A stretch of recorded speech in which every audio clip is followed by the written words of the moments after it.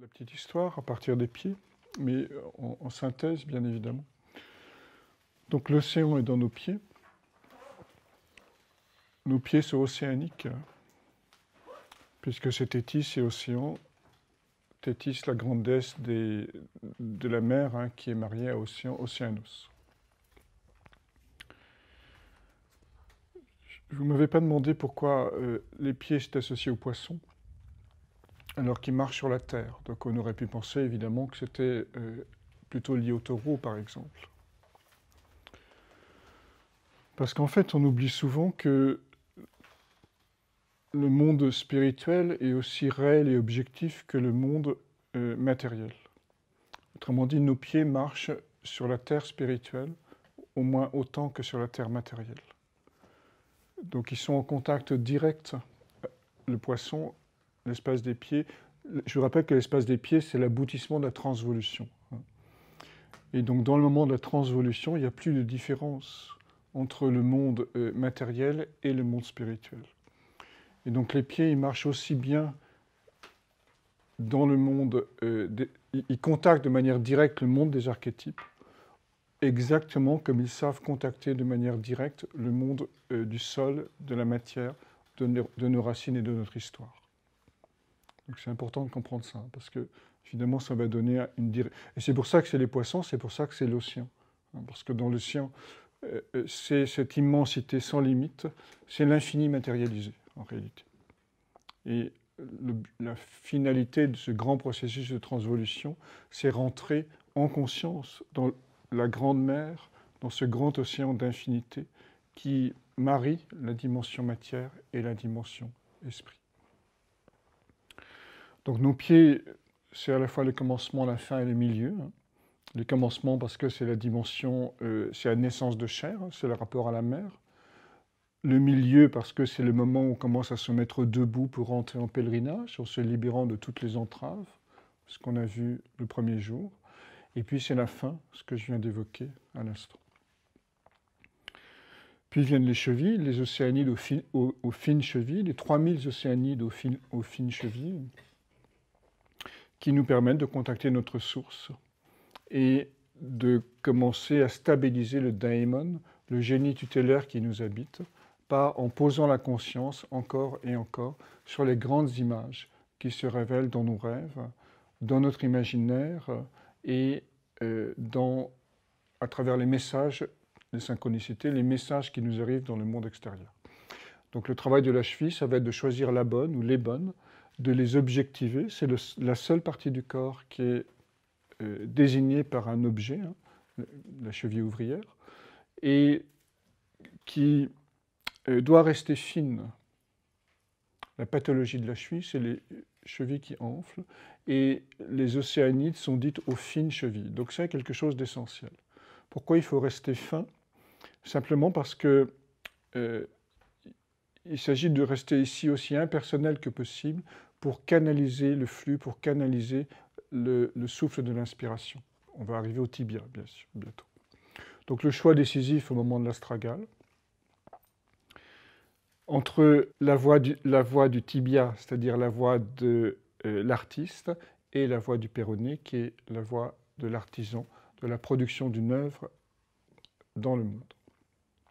Achille est sur la voie de l'artisan, puisqu'il va guerroyer, essayer d'améliorer le sort de la ville en allant guerroyer à Troie. Puis, lorsqu'on remonte le long du schéma corporel, arrive bien sûr ce grand retournement dont on a parlé hier, la rotule.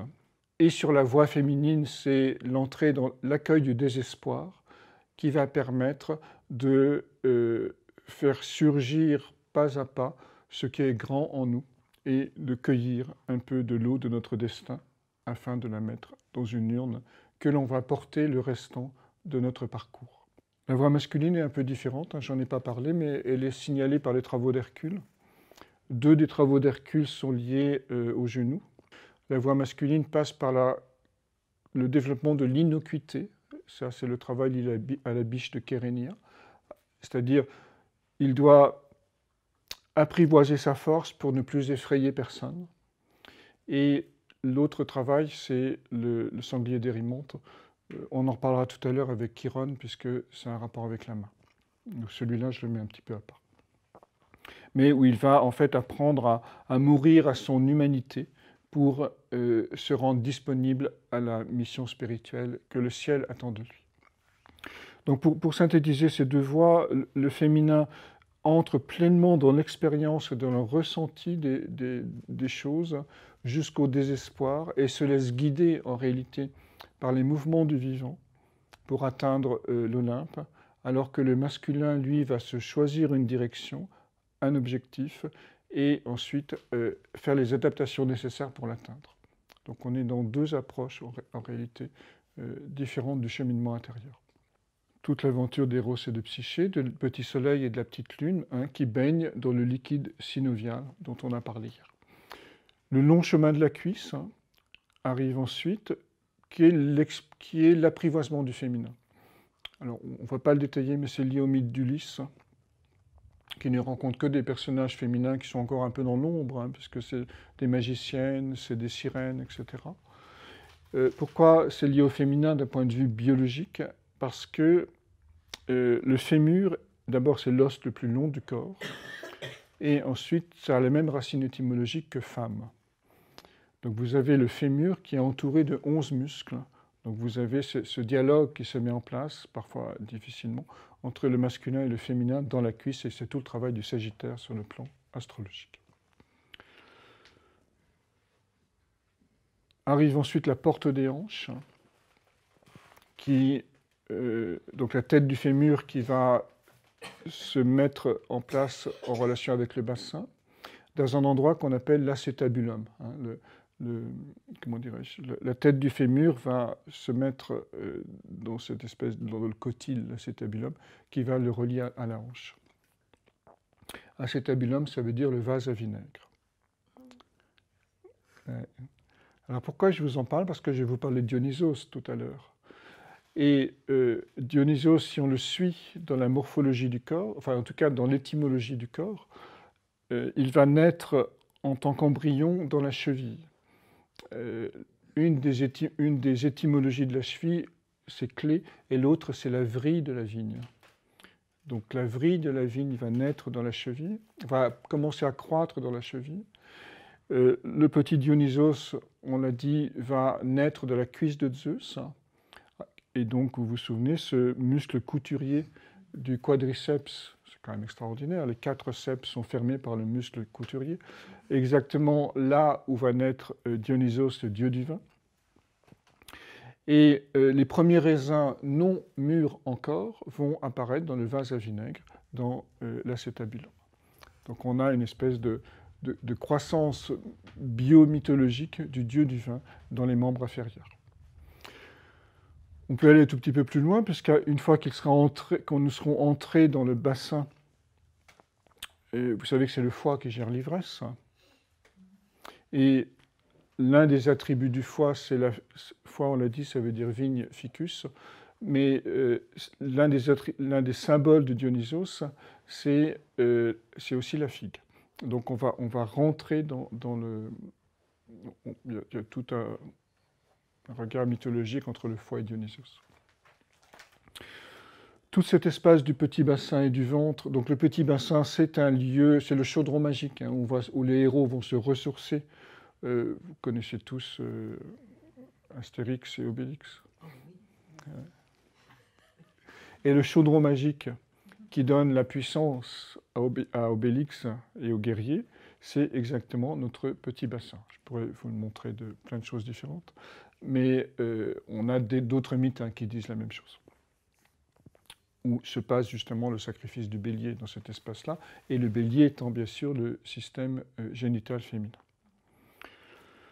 Je vous passe toute la construction du moi qui s'élabore autour du nombril, là où notre nom brille, et qui est alimenté par 8 viscères. Il y a 4 viscères pleins et 4 viscères creux. Si on compte le duodénum comme un viscère à part entière, vous en avez 8. Donc les viscères et le nombril vont dire, au fond, les phases d'élaboration du moi, les phases d'élaboration du sujet. Donc cette partie qu'on appelle le sujet, qui est capable d'assujettissement, est bien dans la position médiane du corps, entre la terre des pieds et la voûte du ciel, la voûte crânienne. Et c'est exactement la définition du sujet. Le sujet, c'est celui qui trouve sa place, sa juste place, sa place médiane entre la parole, au sens du livre sacré, et le monde ordinaire de la terre et de la pratique. Donc le sujet est à la fois assujetti à plus haut que lui, au monde du mystère, et il est en même temps en action et en œuvre dans le monde ordinaire, soit par la voie de l'artiste, soit par la voie de l'artisan qu'on a évoqué tout à l'heure. Donc c'est ça l'assujettissement. Pour être un sujet, il faut reconnaître les limites et savoir s'assujettir. Et non pas être dans l'hubris, la toute-puissance. Donc lorsqu'on rentre dans l'espace du bassin et de l'abdomen, on développe cette conscience d'un sujet qui est intégré dans son monde en étant réceptif à plus, qui reconnaît la légitimité et la réceptivité à plus fort et plus puissant que lui. Ce sont les forces titanesques et les archétypes, et qui en même temps est capable d'être utile dans le monde. Et vous savez que pour être utile, il faut être un bon outil. Donc tout le travail du sujet, ce serait de devenir un bon outil à ce qui va le traverser. Et donc la grande question des viscères, elle est donnée par leur nom, viscères. La fonction des viscères va être de servir la vie. Ou alors, en cas pathologique, comme dans notre monde, c'est le vice R, c'est l'errance du vice. Si on peut du coup associer chacun des 8 viscères aux 7 péchés capitaux, de manière très précise, plus un qui est le péché de pureté, qui n'a été pas vu bien sûr par les monothéismes, parce qu'elles sont eux-mêmes dans ce péché-là. L'exigence de blancheur, qui va évidemment faire que cette dimension du sacré va être enfermée dans le rêve d'innocence, et ce rêve d'innocence va être une espèce de blanc, d'enfermement dans un état de pureté qui nie toute forme d'engagement dans le monde et qui nie toute humanité, en réalité. Donc je passe sur l'exploration des viscères, mais je voulais simplement quand même vous le positionner. Si on continue à monter sur le schéma de l'évolution, on passe à un point important qui est le diaphragme. Diaphragme veut dire en grec séparation. Alors c'est la deuxième coupole du corps. Vous savez que la première coupole, c'est la voûte plantaire. La deuxième coupole, c'est le diaphragme. Et la troisième coupole, bien sûr, c'est le crâne. Donc chaque coupole, c'est la traversée d'un ciel. Autrement dit, c'est la traversée d'un plan de conscience où tout retour en arrière ne sera plus possible. Lorsque vous commencez le pèlerinage avec vos pieds, vous ne pouvez plus revenir en arrière. Vous ne pouvez plus revenir à la maison et faire comme avant. Lorsqu'on passe la coupole qui va conduire vers l'espace cardio-pulmonaire, on ne pourra plus revenir en arrière. Et évidemment, après, lorsqu'on passe le passage du cou, on ne pourra plus non plus. Voilà. Donc, on va passer la barrière du diaphragme. Donc, diaphragme veut dire séparation en latin. Et séparer en latin veut dire se mettre à part pour naître.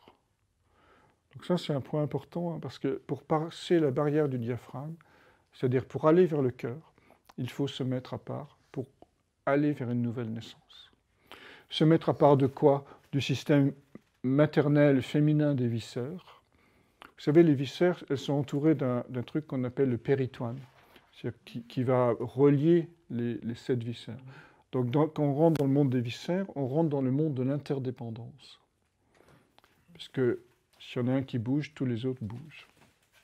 Mais aller vers l'espace cardiaque va supposer de quitter cette interdépendance liée à la puissance maternelle pour naître à une autre forme de matrice, en réalité.